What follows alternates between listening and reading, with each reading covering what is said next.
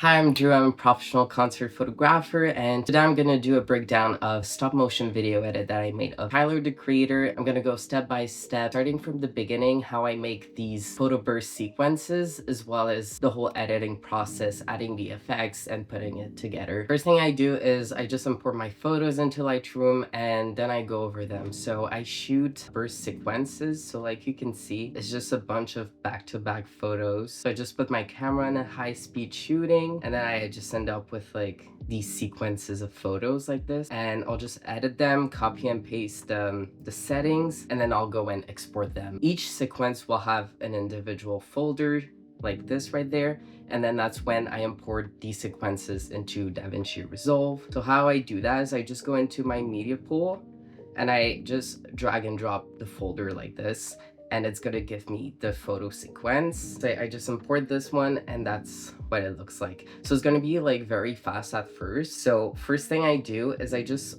change the speed, and I'm gonna slow it down to about like 40%, sometimes a bit less depending on the speed I want, but usually 40% is where like it's real-time motion. And I just extend the clip like this, and that's what it looks like just for this part right there. I'm just gonna go and add stabilization in there. So I play around either perspective, similarity, or translation. I just pick the one that gives me the best stabilization out of all. So I'll just use translation. There we go. So obviously it's not going to be perfect. Like I was on a full zoom for these ones, so it's going to be a little bit shaky, but you know, it's not bad. So maybe I'm just gonna cut a little bit the beginning where it's going from one side to the other, just so it doesn't look like too bad. But there we go. Now we got it. The secret to it all, how you make it flow. Like this, it just looks like stop motion, like a GIF. It does look like photos, but how you make it flow is you go into retime and scaling, and then I pick optical flow and AI speed wrap better. It doesn't always work. Like I think for this clip, it might not fully work, but you can see that if I just render this, it's gonna be a lot more smooth, because the retime control basically will just fill in between the frames that I have.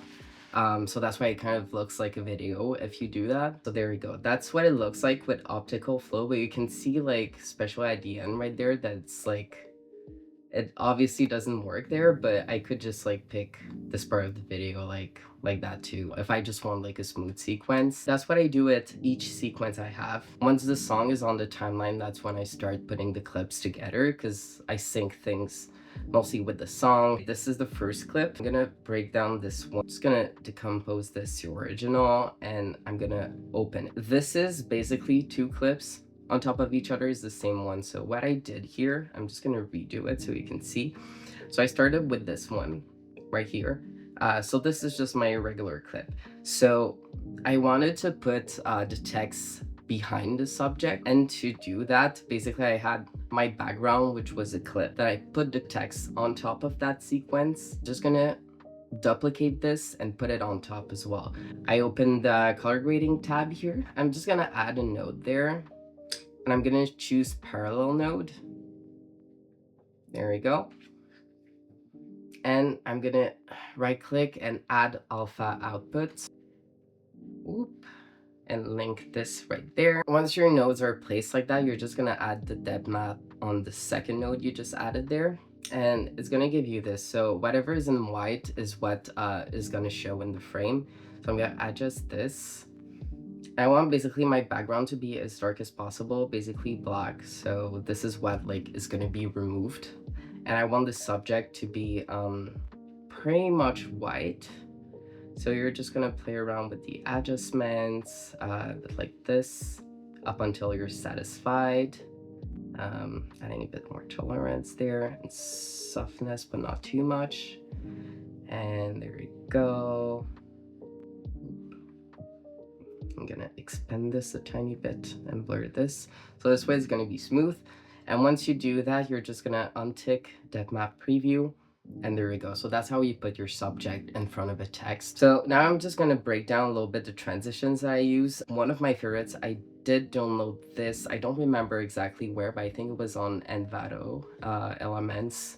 Basically called LL Motion's Shake Transition. Here, there's a zoom in. Here we go, and then it zooms into this. Here we got the camera shake.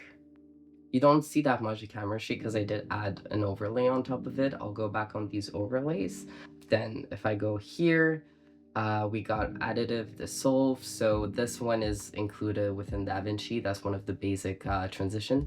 I do like this one quite a bit, so I do use it pretty often. And then yeah, same thing here. We got more camera shakes, and they're like mixed with other transition. I'm just gonna remove the overlay there, but you can see the camera shake transition here. There's another one here. So another thing in terms of transition that I do quite a bit is overlaying clips like this, so you can see that, you know, one is still running and the other one's starting to appear. So I take the top clip and I'm gonna go into video, scroll down a bit, and you have the composite here. I'm just gonna select add, and then I kind of just drag this to my liking. So basically this is kind of like a fade in fade out tool right here. So this is gonna fade in here. So the top clip, which is this is the top clip, so just Tyler, like the portrait shot, let's say, we'll call it like that. So it fades in like this, and this one is fading out underneath. So this is like the explosion clip. So this one comes in and then the other one goes out. And the reason you want to put add on top is if I don't put it, I just do normal. It's like the second that the top clip is like fully there, like not faded, but like fully appearing, you're not going to see the clip underneath.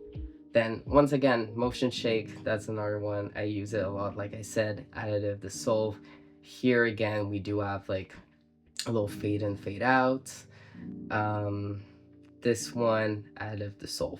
So that's pretty much it, just for like the basic effect. Last thing I do once like my clips are lined out and then my transitions are added, I'm just gonna go and add some overlays.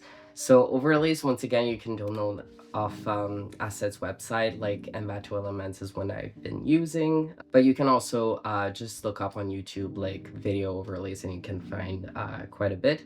But I do have a pack that's called Grunge Overlays that I like a lot, and I do be using it a lot. So if I just go in my power bin, I do have my overlay. There we go. I do have these that are called Grunge Transition. So I'm just gonna put it on the timeline so you can see it by itself, what it looks like. So it's kind of just something like this. If I'm going to a place where I did add this transition, what I'm going to do is I'm just going to drag and drop it there, put it on top of the clips because you want it to show. If you put it underneath, you're not going to see it. Composite mode, once again, I'm going to do add. I'm going to fade it as well in the end if I wanted to stop a bit earlier, since it's like, since I have a lot of clips that are like short in this edit, I don't want the transition to last like 5 seconds, because then after that it only leaves like 3 seconds for the clip, for example. So I'm just going to fade it so it ends a little bit faster. So I do have a bunch of these grunge transition all over this edit, like you can see. And then I'm gonna add other overlays, which are just like basic video overlays that I'm gonna put for the entire clip. So these are not used as transitions, just to add more effect on top of the clip. So one of them that I've been using for this project is called Dirty Scratch Film. So there you go, it's what it looks like. So same thing, I'm just gonna put the composite to add and put it on top of the clip. And for this one, this is what it looks like. So it's been added on this clip where there's like the pyro. So like for this one, it's add, played with the opacity. This one's called film strip, so you can see a little bit the scratches around. There you go. So I just add these for like a little bit of extra texture. There we go, film burn here. And that's pretty much it, honestly. I don't really do more than that. So just as a little recap for step by step, I start with Lightroom. I select my burst sequences. So this would be, let's say, a whole sequence. I select all of them and export into one folder. Then once I have all my folders with all my sequences, I'm just gonna go drag and drop it into my media pool. Then I'm gonna put all of these sequences on the timeline, add the song. Then for each sequence, I'm gonna lower the speed, add stabilization and retime control effects. After that, I'll go and add transitions in between the clips. Then I'll add overlay transitions. And lastly, I'll add just basic overlays for the look of the video. So I hope this was not too hard to follow. But yeah, that's pretty much how it looks like usually when I do edits like these. Feel free to ask any questions. If you want me to do more of these, please let me know.